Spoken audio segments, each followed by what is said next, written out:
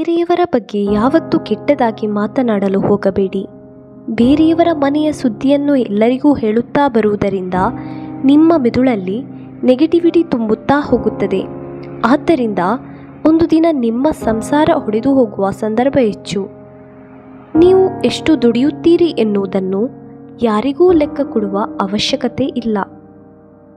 ನಿಮಗೆ ನಿಮ್ಮ ಜೀವನದಲ್ಲಿ ಏನನ್ನಾದರೂ ಸಾಧಿಸಬೇಕೆಂದಿದ್ದರೆ ಅದನ್ನು ಯಾರೊಂದಿಗೂ ಹಂಚಿಕೊಳ್ಳಬೇಡಿ. ನಿಮ್ಮ ಸ್ನೇಹಿತರು ಅಥವಾ ಬಂಧು ಮಿತ್ರರಲ್ಲೂ ಹಂಚಿಕೊಳ್ಳಬೇಡಿ. ನಿಮ್ಮ ಗುರಿಯನ್ನು ಬೇರೆಯವರಿಗೆ ತಿಳಿಸಿದರೆ ನಿಮಗೆ ಅದರ ಬಗ್ಗೆ ಇರುವ ಆಸಕ್ತಿ ಕಡಿಮೆಯಾಗುತ್ತದೆ.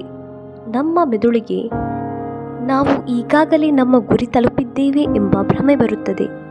ಆದ್ದರಿಂದ ನೀವೇನಾದರೂ ಸಾಧಿಸಿದ ನಂತರ ಬೇರೆಯವರಿಗೆ ತಿಳಿಸಿ. ಸಮಸ್ಯೆ ಇಲ್ಲದ ಕುಟುಂಬ ಎಂದು ಎಲ್ಲಿಯೂ ಇರಲು ಸಾಧ್ಯವಿಲ್ಲ.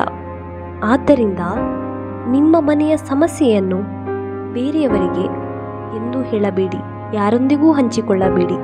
ಇದರಿಂದ ಒಂದು ದಿನ ನಾವು ಯಾರ ಬಳಿ ನಮ್ಮ ಸಮಸ್ಯೆಯನ್ನು ಹೇಳಿಕೊಂಡೆವು ಅವರೇ ನಮ್ಮನ್ನು ಗೇಲಿ ಮಾಡುವಂತಾಗಬಹುದು. ಇದೇ ರೀತಿಯ ಇನ್ನೂ ಹೆಚ್ಚಿನ ವಿಡಿಯೋಗಾಗಿ ನಮ್ಮ ಚಾನಲನ್ನು ಸಬ್ಸ್ಕ್ರೈಬ್ ಆಗಿ.